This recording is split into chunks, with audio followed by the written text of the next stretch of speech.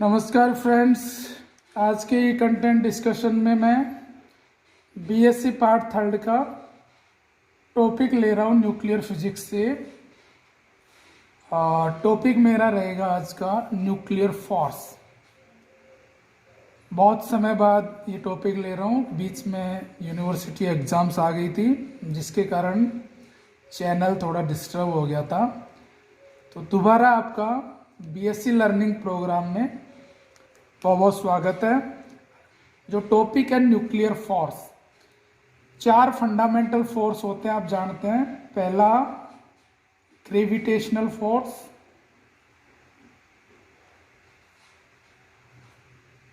दूसरा जो होता है वो इलेक्ट्रोमैग्नेटिक फोर्स,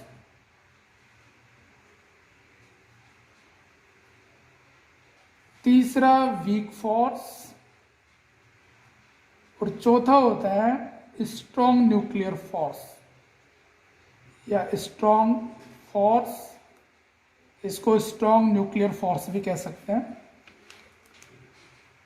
तो नाम से स्पष्ट है नाम कि ये बहुत ही महत्वपूर्ण स्ट्रॉन्ग मजबूत फोर्स होता है और वेरी शॉर्ट रेंज में लगता है। वेरी शॉर्ट रेंज,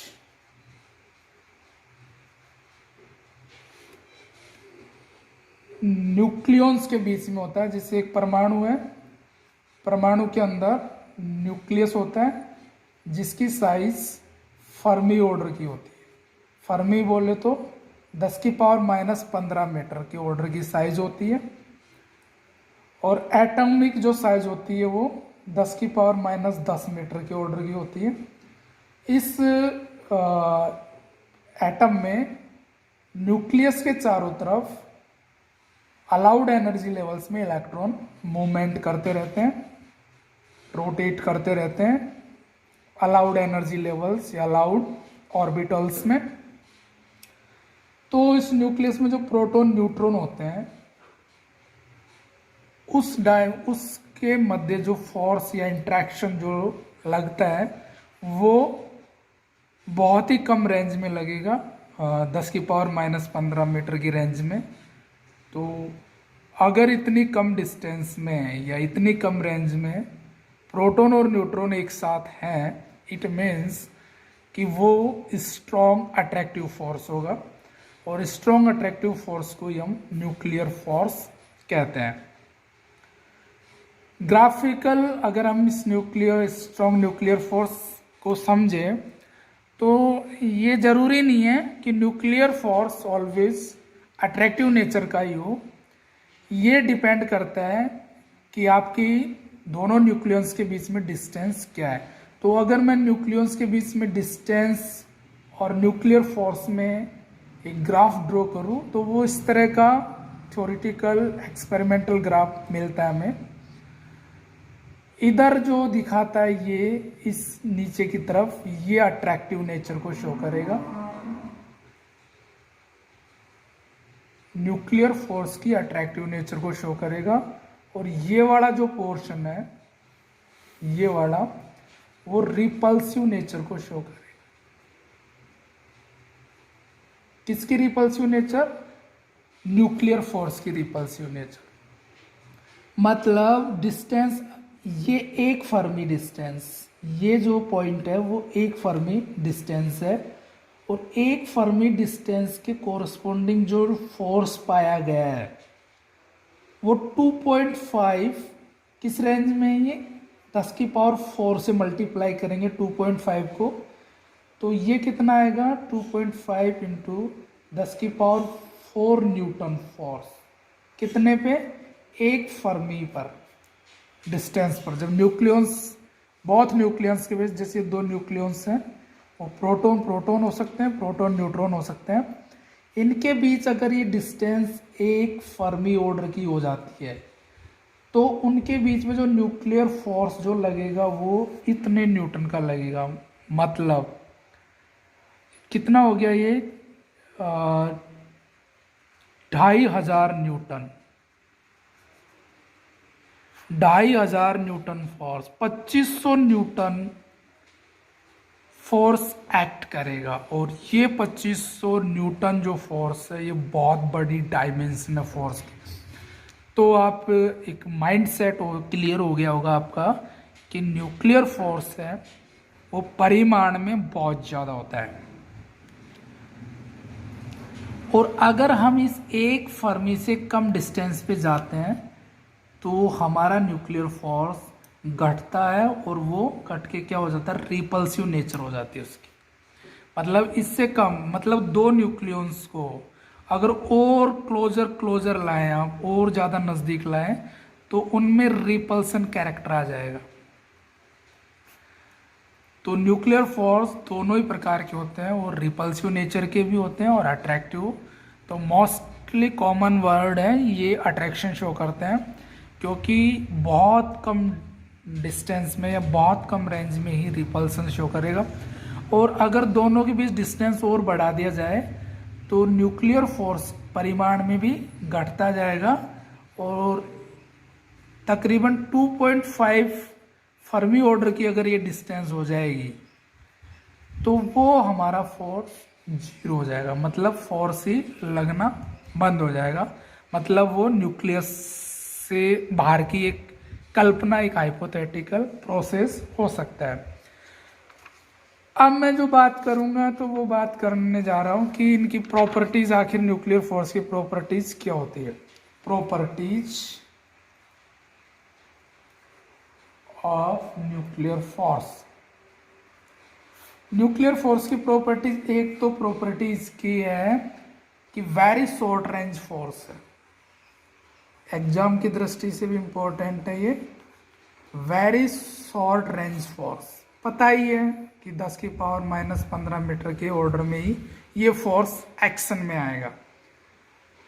दूसरा यह है कि अच्छा, ये रेंज कैसे मेजर करते हैं आप, ये न्यूक्लियन स्कैटरिंग से मेजर करते हैं। न्यूक्लियन स्कैटरिंग एक्सपेरिमेंट्स से हम ये रेंज डिफाइन, जैसे आपने रदरफोर्ड स्कैटरिंग की थी, रदरफोर्ड स्कैटरिंग भी इसका एग्जाम्पल हो सकता है। उसमें हमने क्लोजेस्ट अप्रोच निकाली थी, अल्फा कण नाभिक के कितना नज़दीक पहुंच पाएगा उसकी हमने अप्रोच निकाली थी। और रदरफोर्ड स्कैटरिंग में अल्फा पार्टिकल था। अगर आप स्कैटरिंग को व्यापक स्तर पे कर दें, जनरल कर दें, तो प्रोटॉन की भी स्कैटरिंग करा सकते हैं, और उस स्कैटरिंग से हम न्यूक्लियस के कितने नज़दीक पहुंच सकते हैं वो उसकी रेंज होती है। तो हम रेंज को कैसे डिफाइन कर सकते हैं, न्यूक्लियन स्कैटरिंग एक्सपेरिमेंट से रेंज डिफाइन की जा सकती है। तो एक प्रॉपर्टी तो होगी कि वेरी शॉर्ट रेंज फोर्स है, अट्रैक्शन नेचर को जनरली शो करता है, लेकिन बहुत ही डीप क्लोज डिस्टेंस हो जाए, बहुत नियरेस्ट हो जाए दोनों न्यूक्लियस, तो reflection nature also reflects, repulsion nature also reflects there. जो नेक्स्ट प्रॉपर्टी है वो चार्ज इंडिपेंडेंस होता है। चार्ज इंडिपेंडेंस मतलब न्यूक्लियर फोर्स जो एक्शन में होगा, जो लगता है न्यूक्लियंस के बीच, उनको चार्ज से मतलब नहीं है। मतलब proton proton, neutron neutron, proton neutron या न्यूट्रॉन प्रोटॉन, इनके बीच में जो भी इंटरेक्शन होगा उसको हम न्यूक्लियर इंटरेक्शन कहेंगे। इंटरेक्शन वो आइडेंटिकल होगा, एक समान होगा। ये नहीं है कि प्रोटॉन प्रोटॉन है तो ज़्यादा कम न्यूक्लियर फोर्स एक्टिंग में आएगा, और न्यूट्रॉन न्यूट्रॉन में तो कम है, ऐसा कुछ भी नहीं है। सब में मतलब चार्ज न्यूट्रलिटी रहती है किसके में, न्यूक्लियर फोर्स में। एक प्रॉपर्टी है कि ये नॉन सेंट्रल फोर्स है। अच्छा, आपको ये तो पता ही है कि सेंट्रल फोर्स कौन से होते हैं। सेंट्रल फोर्स वो होते हैं जिनमें पार्टिकल्स के बीच में जो फोर्स काम करें वो केवल उनके बीच के डिस्टेंस पे डिपेंड करे, वो सेंट्रल फोर्स होते हैं। आपने पढ़ा होगा फर्स्ट ईयर में, सेंट्रल फोर्स का एक चैप्टर है। सेंट्रल फोर्स केवल उन पार्टिकल्स के बीच में जो लाइन ज्वाइनिंग है उसकी डिस्टेंस पे डिपेंड करे। Those forces are said to be as central forces. और आपको ये भी पता है, हमने ये भी पढ़ा था कि central forces leads to angular momentum conservation. अगर जो सेंट्रल फोर्सेस होंगे वो एंगुलर मोमेंटम को कंजर्वेट करेंगे, कांस्टेंट होगा एंगुलर मोमेंटम। और हम ये जानते हैं कि एंगुलर मोमेंटम जो डिफाइन होता है वो चाहे ऑर्बिटल एंगुलर मोमेंटम हो या स्पिन एंगुलर मोमेंटम हो, तो orbital angular moment define with the orbital quantum number L से डिफाइन करते हैं। तो ड्यूटेरियम की ड्यूट्रॉन जो होता है, हम ड्यूट्रॉन की बात करें तो ड्यूट्रॉन में एक प्रोटॉन प्लस एक न्यूट्रॉन होता है। ये प्रोटॉन और ये न्यूट्रॉन में जब ड्यूट्रॉन की बात आती है तो उस केस में जो कंजर्वेशन लॉ है, तो ड्यूट्रॉन की जो स्टेट होती है वो कभी तो L बराबर 2 आती है, 96% तो L बराबर 2 आता है। इसकी स्टेट, किसकी? ड्यूट्रॉन की स्टेट L बराबर 2 में, क्योंकि एक प्रोटॉन और न्यूट्रॉन में जो रिजल्टेंट जो हमारा जो एंगुलर मोमेंटम जिससे डिफाइन होगा वो ऑर्बिटल क्वांटम नंबर वो 96% तो कितनी आएगी कि कितना मान आएगा? L बराबर 2। लेकिन 4% के इसमें उस ड्यूट्रॉन की जो क्वांटम स्टेट है वो L बराबर 0 से डिफाइनेबल होगी। तो मुझे बताओ कि एंगुलर मोमेंटम कहाँ कंजर्व रहा, क्योंकि एंगुलर मोमेंटम किससे डिफाइन होगा? ऑर्बिटल क्वांटम नंबर से। तो 96% में तो ड्यूट्रॉन के लिए कौन आ रहे हैं? L बराबर 2 आ रहा है, और 4% केसेस में L बराबर 0। तो ये तो अलग अलग आ गया, तो एंगुलर मोमेंटम कंजर्व नहीं रहेगा, और एंगुलर मोमेंटम कंजर्व रहेगा तो ही सेंट्रल फोर्स है, अदरवाइज वो नॉन सेंट्रल फोर्स है। तो कुल मिला के न्यूक्लियर फोर्स की जो एक प्रॉपर्टी है वो महत्वपूर्ण प्रॉपर्टी ये भी है कि nuclear force non central forces in nature होते हैं। नेक्स्ट जो प्रॉपर्टी आएगी उसकी, वो प्रॉपर्टी आपकी आएगी सैचुरेशन प्रॉपर्टी। सैचुरेशन प्रॉपर्टी, अच्छा सैचुरेशन प्रॉपर्टी क्या होता है? फिजिक्स में सैचुरेशन प्रॉपर्टी का मतलब है जैसे ये कोई हमारा न्यूक्लियस है, देर आर मैनी प्रोटॉन और neutron in the nucleus, so many proton and neutrons are there in the nucleus। Saturation property का मतलब यह है कि जैसे ये हमारा कोई न्यूक्लियन है, दिस न्यूक्लियन, ये पर्टिकुलर मान लीजिए एक्स न्यूक्लियन है, तो इस पर न्यूक्लियर फोर्स केवल नियरेस्ट नेबर के द्वारा ही एक्टिंग में होगा या डोमिनेट करेगा, या जो इसका अगर इस पर हम न्यूक्लियर फोर्स कैलकुलेट करना चाहे तो उसके नियरेस्ट, ये जो नियरेस्ट न्यूक्लियंस है उनके द्वारा ही कैलकुलेट होगा। बाकी इसके द्वारा जो फोर्स इस पर एक्शन में होगा न्यूक्लियर फोर्स वो नेग्लिजिबल होगा। मतलब nearest nuclear force in nucleus accounts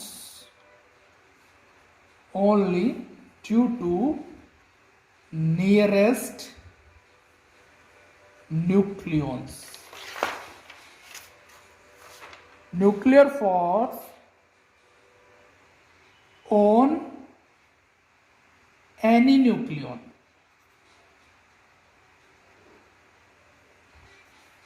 in the nucleus accounts only due to nearest neighboring nucleons। मतलब जो पास के न्यूक्लियंस किसी भी एक पर्टिकुलर न्यूक्लियन पर केवल पास में स्थित नियरेस्ट न्यूक्लियन के द्वारा ही न्यूक्लियर फोर्स लगेगा, बाकी दूरस्थ स्थित न्यूक्लियन की वजह से उस पर्टिकुलर न्यूक्लियन पर जो न्यूक्लियर फोर्स लगेगा वो परिमाण में नेग्लिजिबल होगा, यू है। तो ये सैचुरेशन प्रॉपर्टी भी होल्ड करता है, कौन? Nuclear force. तो फिफ्थ प्रॉपर्टी, सिक्स्थ प्रॉपर्टी है ये एक्सचेंज फोर्स है, एक न्यूक्लियर फोर्स एक एक्सचेंज विनिमय फोर्स है, विनिमय बल। विनिमय का मतलब है कि कोई भी दो प्रोटॉन या प्रोटॉन न्यूट्रॉन के बीच में जो न्यूक्लियर फोर्स लगेगा वो किसकी वजह से लगेगा, तो वो मैसोन के विनिमय, पाई मैसोन के विनिमय के कारण आरोपित होगा।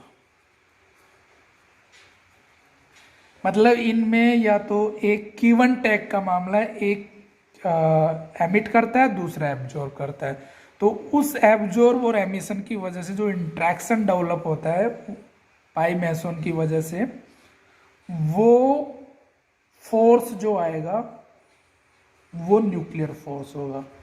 तो किस वजह से हो रहा है न्यूक्लियर फोर्स?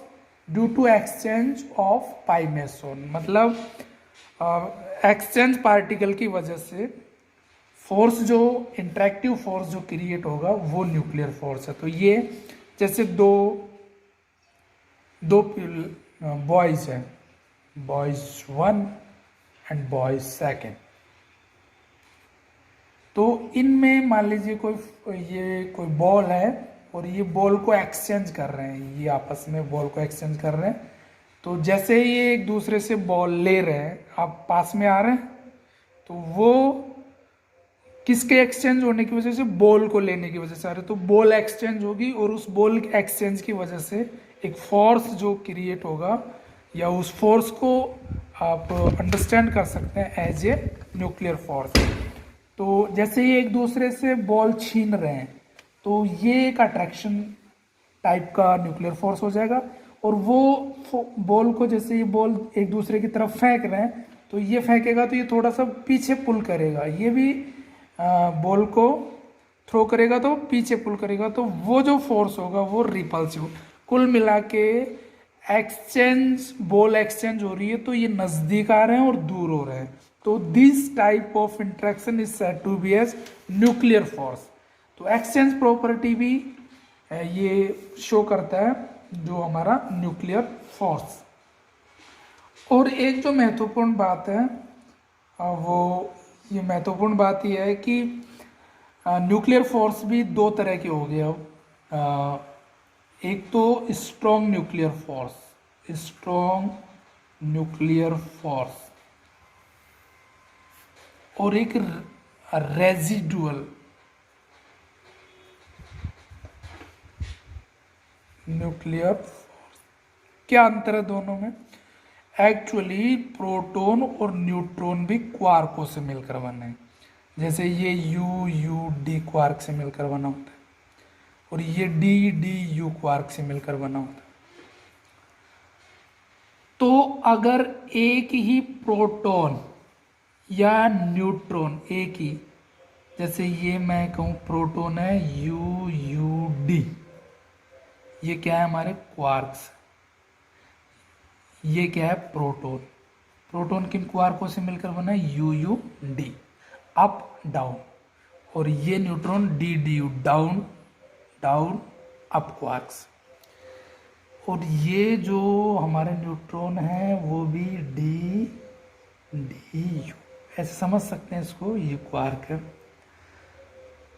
तो अगर एक ही प्रोटॉन या एक ही न्यूट्रॉन के डोमेन में हम समझें, तो इन क्वार्कों के बीच में डी और यू या यू डी क्वार्क के बीच में जो पार्टिकल एक्सचेंज होगा, वो एक्सचेंज पार्टिकल का नाम है ग्लूऑन। क्या नाम है उसका? ग्लूऑन। उस एक पार्टिकल एक्सचेंज की वजह से जो फोर्स क्रिएट होगा जो न्यूक्लियर फोर्स क्रिएट होगा, that is said to be as strong nuclear force. कब होगा वो?